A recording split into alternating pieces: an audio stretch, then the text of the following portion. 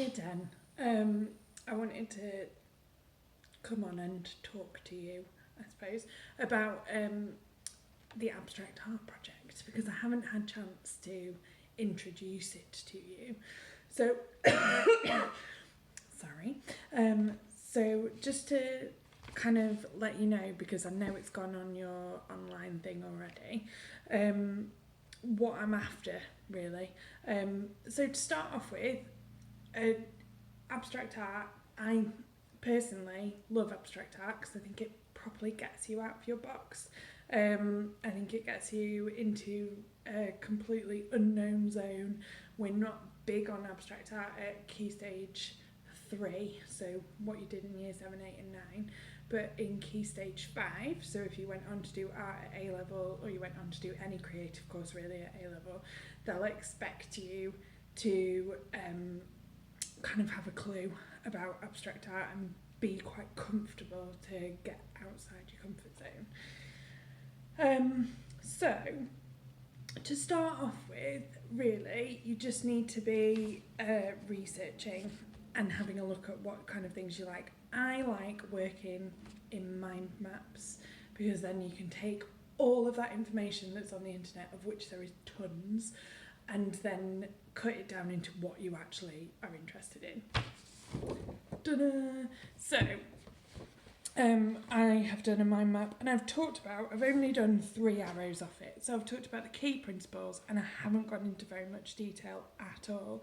So, to be honest, it's the key principles that I like, because a lot of abstract art you will probably find that you're not that interested in.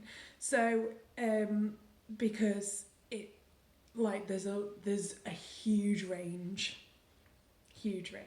So, you want to kind of look for the stuff that you really like. So on here, I mean, I've got colour with an exclamation mark because colour is really, really important in abstract art, and it's kind of for me, it's the foundation.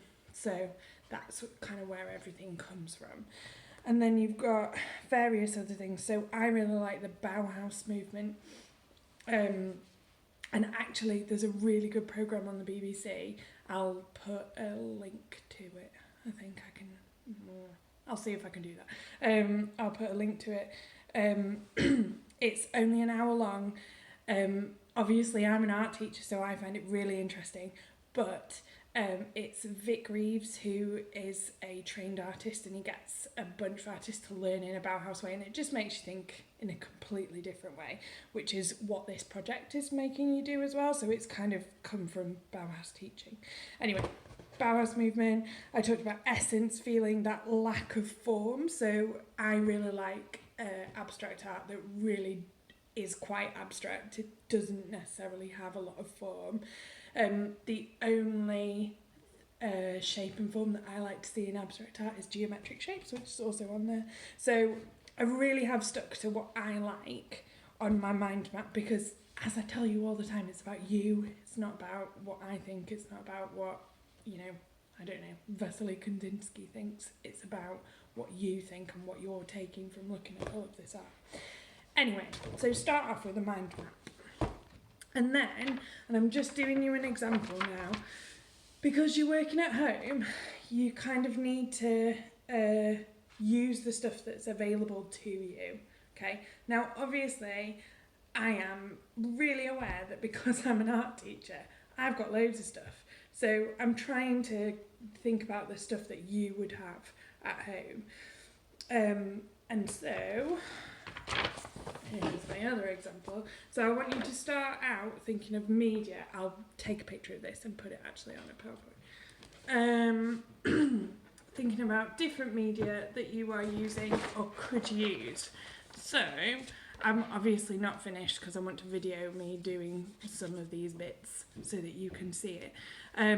But I've also thought about what you might have around the house. So if you don't have watercolour, then you can use things like food colouring, or you could use, to be honest, you could use nail varnish and like makeup pigments. So if you've got really, really pigmented eyeshadow, then you can actually use that as well. I know some of you have got Brusho. So you can use that. You can use, what else could you use? What was I thinking of earlier? Like tea and coffee. You could make your own inks. Like if you've got a garden, you could make, you can like crush down leaves and petals and stuff like that and add water, and then you could make your own ink. That would be a really, really nice little project. And if you are thinking of doing anything to do with nature for collections, that would be a really, really good project. I've got things like magazines, envelopes, wrapping paper, packaging. So I get Who Gives a Crap, the toilet paper. And it comes in these really nice paper things. Like the... Sorry. Comes in these really nice paper packaging, which I get all the time. I've just had some furniture come from IKEA, and so I've got loads of really nice kind of recycled paper. You might have some old books lying around. Something that I'm going to use later is this, so the netting from some easy peelers. And actually, if you've got like fishnet tights or anything, then you could use something like that. So I'm going to do a rubbing with this. Bubble wrap's really good. Just literally collect random stuff from around your house and materials and things, and then you can use it for collage. Okay, so abstract art, that's what we're doing as a project, and it's not going to be very long. The idea is to get you thinking about how you use media, how you kind of arrange a composition, how you use media together, what you can do differently, and it's really, really to get you kind of thinking outside the box without having to think, oh, I need to draw a lovely face. You're just kind of thinking about what you are using and the materials and the colours and all of that sort of thing. I promise sorry, that it will improve your practice as we go along, and it will definitely help you when it gets to your collections project, because you'll kind of have a different way to go. All right.